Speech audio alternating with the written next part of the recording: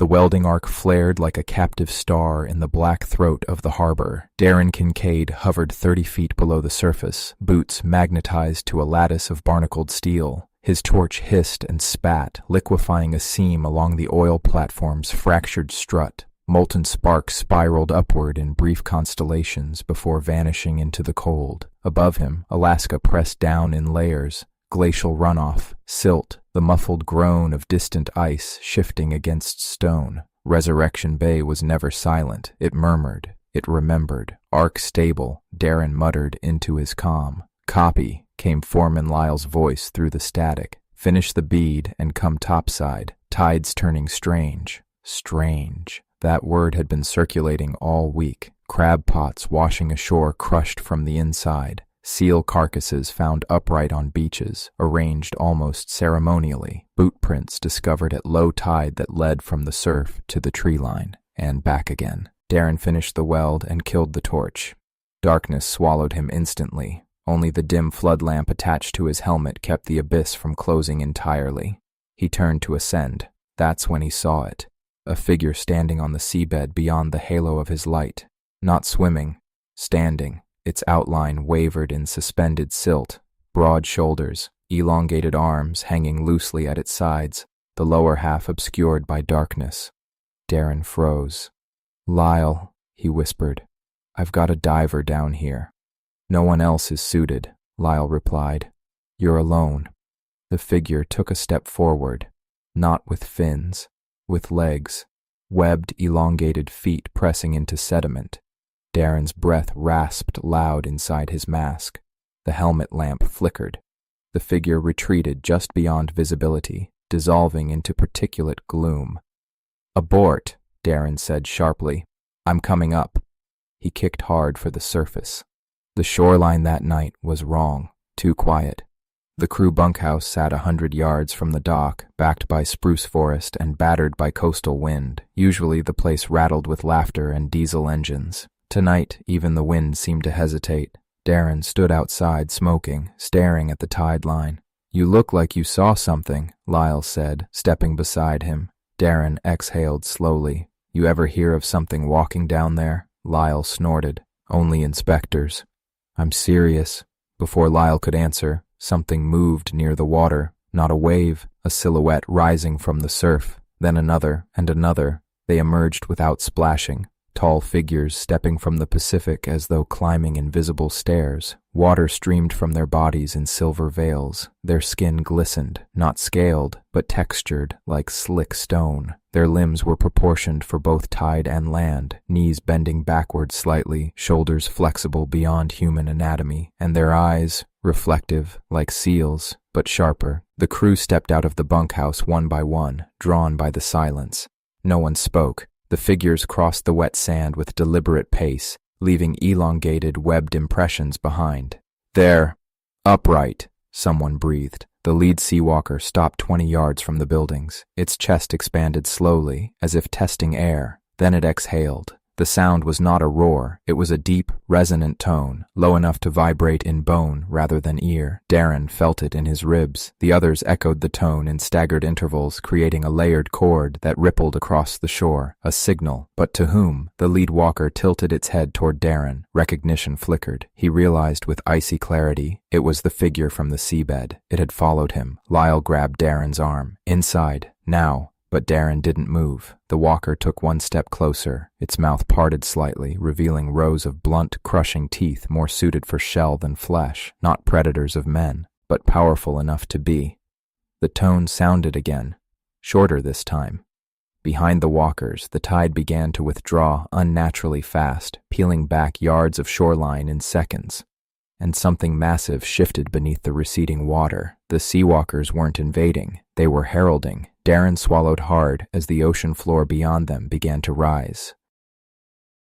The seabed did not surge upward like a wave. It unfolded. Sand and kelp sloughed aside as a darker architecture revealed itself beneath, angles too precise for geology, planes too deliberate for erosion. What Darren had always assumed was random topography began aligning into terraces and corridors. The tide continued retreating, exposing slick stone ridges etched with grooves that spiraled in repeating patterns. "Get to the trucks," Lyle barked. No one moved. The Seawalkers remained stationed between the crew and the water, not advancing, not retreating. Their bodies gleamed under the yard lights, musculature coiled but restrained. The lead walker lifted its chin slightly. The resonant tone sounded again, short, commanding. From the exposed seabed, something answered. A grinding tremor rolled across the bay, not explosive, tectonic. The rising structure pushed higher, displacing the remaining water in sheets that cascaded off its surfaces like waterfalls draining from a fortress. It was enormous, a platform of stone and coral composite, circular, ridged with vertical spines that curved inward like the ribs of a colossal skeleton. Bioluminescent veins flickered faintly within its fissures, pulsing with slow tidal rhythm. Darren felt his knees weaken. "That's not natural," someone whispered. "No," Darren breathed. "It's anchored." The Seawalkers turned in unison toward the ascending mass, not worshipful, attentive.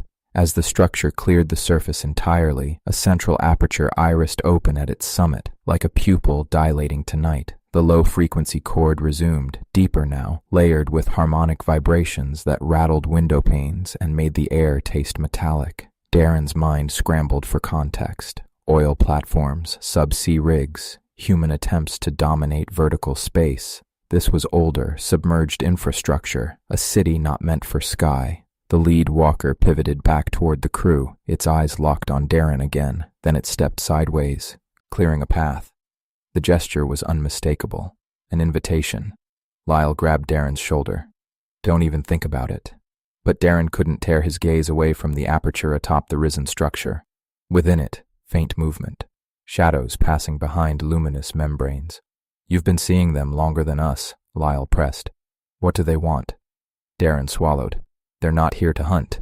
As if confirming the statement, one of the walkers bent down and pressed its palm flat against the wet sand. Its fingers flexed slightly, sensing vibration, listening. The cord shifted pitch. From within the structure's open iris, a figure emerged, taller than the walkers, more refined in posture. Its limbs were longer, its torso armored in layered plates that resembled interlocking shell segments. Thin tendrils trailed from its shoulders, moving in the breeze like sensory filaments tasting the air. It did not descend fully. It stood framed within the aperture, elevated above both shore and sea.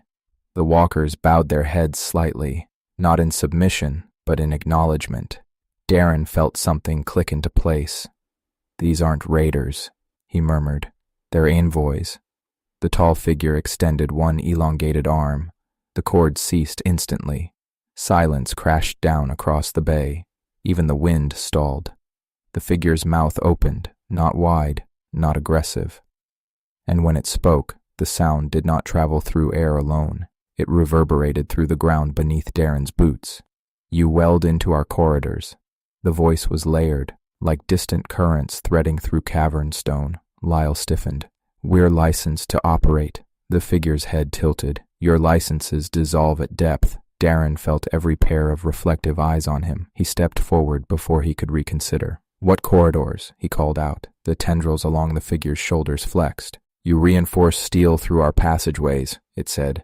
"You anchor into migratory routes." Darren's stomach tightened. The fractured strut he'd welded that afternoon. It hadn't failed from corrosion. It had been struck. "We thought it was ice drift," Darren said quietly. The Seawalkers shifted slightly at that. "Ice does not climb." The words chilled him more than the Alaskan wind ever could. Behind the figure, shapes moved within the risen platform, smaller forms adjusting structures, manipulating internal lattice work, a functioning habitat exposed briefly to night.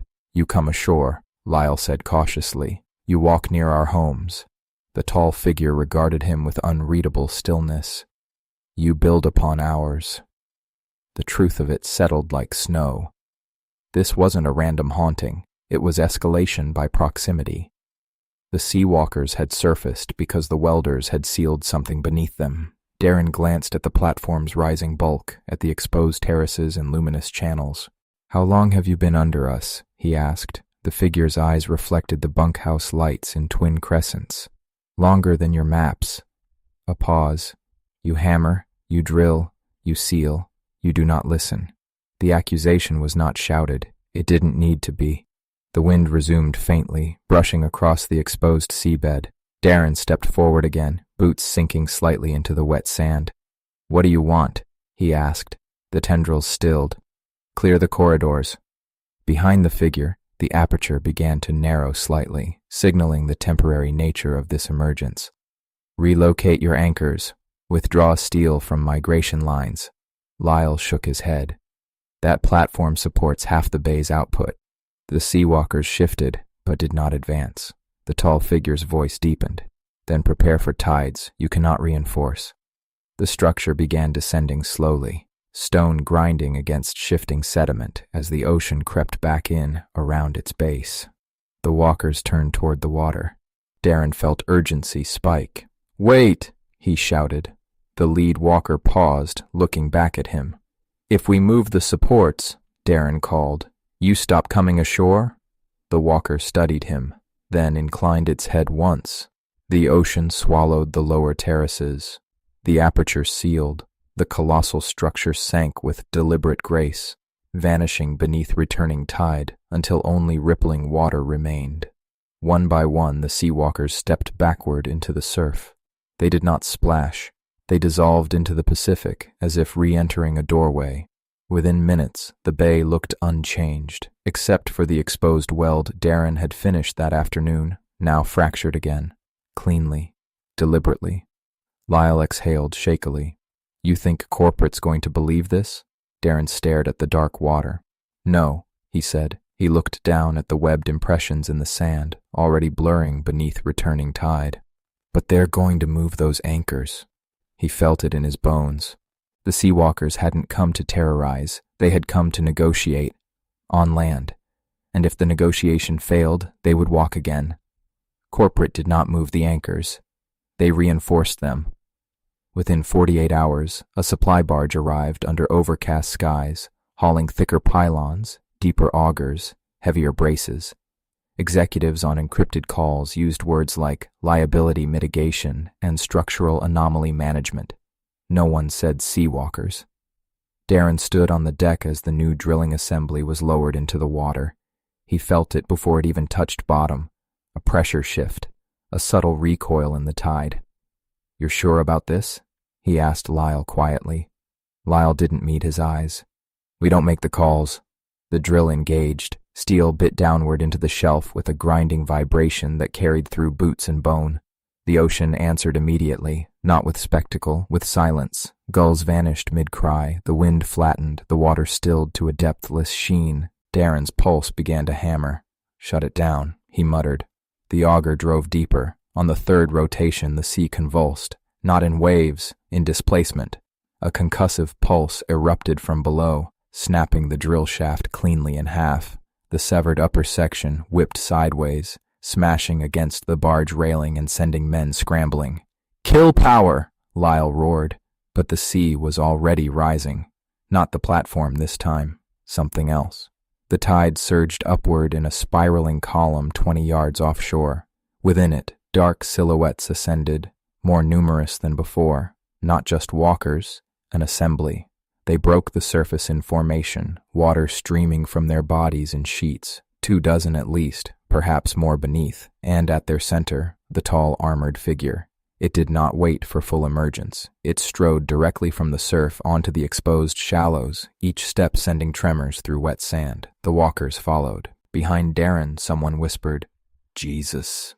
The armored figure's tendrils lifted in the wind like warning pennants. "You were answered," it said. Its voice carried without amplification, threading through air with resonant authority. Lyle stepped forward shakily. "We're operating under federal—" The figure raised one hand. The tide withdrew instantly, peeling away from the shoreline in a violent retreat. Boats grounded in sucking mud. Fish flopped in exposed shallows. The ocean floor beyond the bay began to rise again, but faster. Terraces heaved upward in jagged escalation, revealing not just one platform, but an interconnected lattice stretching across the shelf like the backbone of a submerged metropolis. Darren staggered back. It wasn't a single habitat. It was a network. "You build vertically," the figure said. "So do we." The Seawalkers spread across the shoreline, forming a barrier between the humans and the water. Their posture was no longer neutral. It was territorial. "You were offered corridor clearance," the armored one continued. "You answered with deeper incision. The exposed structures pulsed with internal light, channels opened, gates shifted. From within the rising architecture came movement, massive shapes gliding through submerged archways now half exposed to air. Not walkers, larger, heavier, something designed for defense. Darren's throat tightened. "This doesn't have to escalate," he called out desperately. The armored figure turned its gaze to him. "You understand corridor theory," it said. He swallowed. "Migration routes, structural flow, load distribution." A faint flicker in its eyes suggested acknowledgement. "Then you understand fracture consequence." The ground trembled beneath Darren's boots. Cracks splintered across the dock's foundation as something immense shifted below. Lyle grabbed Darren's arm. "We need to evacuate." But Darren didn't move. "If we pull the anchors now," he shouted over the grinding roar of stone. "If we dismantle the platform and relocate outside your migration lines, will you stand down?" The armored figure considered him. Behind it, the larger shapes continued circling within the exposed lattice, their outlines hinting at armored bulk and crushing force. Seconds stretched taut. Then the figure lowered its hand. The rising lattice paused. The tremors ceased, barely. "You will dismantle within 2 tidal cycles," it said. "You will restore fractured corridors." A beat. "Or we will." The implication did not require imagination. Darren nodded once. "You have my word." The figure studied him longer this time. "Your word is not your corporation's." "No," Darren admitted, "but it's mine."